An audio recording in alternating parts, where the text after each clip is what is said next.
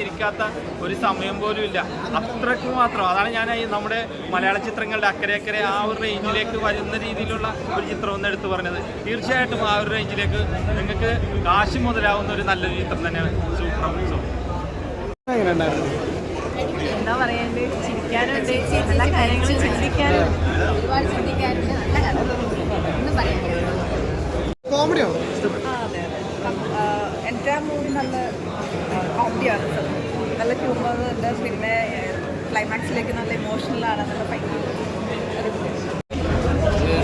So നമ്മൾ ഇവിടെ release ചെയ്യുന്നതിന് മുമ്പ് തന്നെ കന്നഡയിൽ ഭയങ്കര ഹിറ്റായ ഒരു സിനിമ എന്നുള്ള രീതിയിലാണ് നമ്മൾ ആ സിനിമയെ ഒരു ആകർഷിച്ചത്. പക്ഷേ ഇന്ന് അതിൻ്റെ മലയാളം ഡബ് കാണുമ്പോൾ ശരിക്കും നമ്മളൊരു 90s മലയാളം പടങ്ങളൊക്കെ കാണുന്ന ആ ഒരു വൈബിലാണ് സിനിമ വന്നിരിക്കുന്നത്. വളരെ നാച്ചുറലാണ് സിനിമ.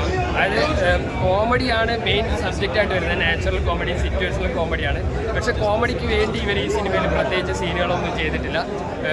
വളരെ നാച്ചുറലായി ആ കഥാപാത്രങ്ങളുടെ ബിഹേവിയറും ആ നാട്ടിൻപുറമൊക്കെ ആയിട്ട് നല്ല രസകരമായിട്ട് കണ്ടിരിക്കാവുന്ന സിനിമയാണ്. പിന്നെ മലയാളം ഡബ്ബാണെന്ന് കരുതിയിട്ട് മലയാളികൾ മാറി നിൽക്കരുത്. ശരിക്കും കോസ്റ്റൽ കർണാടകയിൽ ഷൂട്ട് ചെയ്തുകൊണ്ട് തന്നെ ഒരുപാട് നമ്മൾ കേരളമായിട്ട് ഒരുപാട് മാച്ചായിട്ട് വരുന്നുണ്ട്. ഇതിലെ സ്ഥലങ്ങളാണെങ്കിലും കഥാപാത്രങ്ങളാണെങ്കിലും. അതുപോലെ തന്നെ ക്ലൈമാക്സിലേക്ക് വരുമ്പോൾ ഒരു അമ്മ, ഒരു ഇമോഷനായിട്ടൊക്കെ വരുന്നത് JP തുമ്മിനാട്. അദ്ദേഹം തന്നെയാണ് ഇതിൻ്റെ ഡയറക്ടർ. അതിഗംഭീരമായിട്ട് ആ കാസ്റ്റ് ചെയ്തിട്ടുണ്ട്. പിന്നെ ഷജിയിലാണെങ്കിലും നമ്മുടെ മലയാളികൾ കൂടുതൽ അറിയുന്ന ഒരുപാട് നടന്മാരൊന്നും ഇല്ലെങ്കിലും ഇവരൊക്കെ ഇനി മലയാളത്തിൽ കൂടുതൽ അറിയപ്പെടും.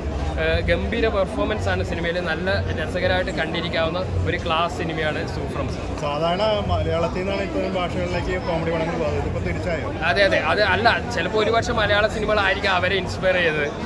എന്താണെന്ന് അറിയില്ല. എന്നാലും വളരെ നാച്ചുറലായിട്ട് സാധാരണ നമ്മൾ കന്നഡ, തെലുഗുവിൽ കാണുന്ന ആ ഒരു ഓവർ സിനിമാറ്റിക് അല്ലാതെ നാച്ചുറലായിട്ട് കഥ പറയുന്ന രീതി എനിക്കൊന്ന് ഈ മലയാളി പ്രേക്ഷകർ തീർച്ചയായും ഈ സിനിമയുടെ ഡബ് ഏറ്റെടുക്കും. കാരണം ഒരു മസ്റ്റ് വാച്ച് മൂവിയാണ്. അടുത്ത കാലത്ത് ഇറങ്ങിയത് കന്നഡ മൂവി എന്ന് പറയുന്നില്ല, one of the best Indian movie എന്ന് തന്നെ എനിക്ക് ഫീൽ ചെയ്തു ഈ സിനിമ കാണും. കോമഡിയും വളരെ ഗംഭീരമായിട്ട് വർക്കായിട്ടുണ്ട്. എല്ലാവരും ധൈര്യമായിട്ട് ടിക്കറ്റ് എടുക്കും. രാജ്ബി ഷെട്ടിയുടെ പെർഫോമൻസ് നമുക്ക് ഓൾറെഡി എല്ലാവരും രാജ്ബി ഷെട്ടി ശരിക്കും പറഞ്ഞാൽ എൻ്റെ ഡിഫറൻസ് ആയിട്ടാണ്. നമ്മളപ്പുറത്ത് നമ്മുടെ മമ്മൂക്കയുടെ പടത്തിലൊക്കെ ഭയങ്കര വില്ലൻ ടൈപ്പ്, ഇതിലൊരു സന്യാസിയായിട്ട് വന്നിട്ട് ഓരോ ഡയലോഗിലും നമ്മൾ ചിരി വരും. പുള്ളിയുടെ ഒരു പേടി കാര്യം. വലിയ സന്യാസിയാണ്, പക്ഷേ പുള്ളി പോയി പെടുന്ന ചില അവസ്ഥകളൊക്കെ ഉണ്ട്. എല്ലാവരും ഒന്നിനൊന്നായാലും കുഞ്ഞു കുഞ്ഞു ആർട്ടിസ്റ്റുകൾ ഒരുപാട് പേരും. ഇപ്പം ഞാൻ കൊടുത്തൊരു കഥാപാത്രം എന്ന് പറഞ്ഞാൽ അദ്ദേഹം അവിടുത്തെ ആർട്ടിസ്റ്റാണ്, എന്നാലും വലിയൊരു പ്രാധാന്യമുള്ളൊരു കഥാപാത്രമല്ല. എങ്കിൽ പോലും വളരെ ഗംഭീരമായിട്ട് പെർഫോം ചെയ്തിട്ടുണ്ട്. അങ്ങനെ എല്ലാവരും ശരിക്കും അതിൻ്റെ പ്രൗഡായിട്ട് അഭിനയിച്ചിരിക്കുന്ന അല്ലെങ്കിൽ സപ്പോർട്ടിങ് ആർട്ടിസ്റ്റായിട്ട് അഭിനയിച്ചിരിക്കുന്ന ആർട്ടിസ്റ്റുകൾ വരെ വളരെ ഗംഭീരമായിട്ട് പെർഫോം ചെയ്തിട്ടുണ്ട്. ഒരു നാട്ടിൽ നടക്കുന്ന കുഞ്ഞ് ഒരു എന്താണ് പറയുന്ന ഒരു കോമഡി ഫിലിമാണ്. ഞങ്ങൾ ധൈര്യമായിട്ട്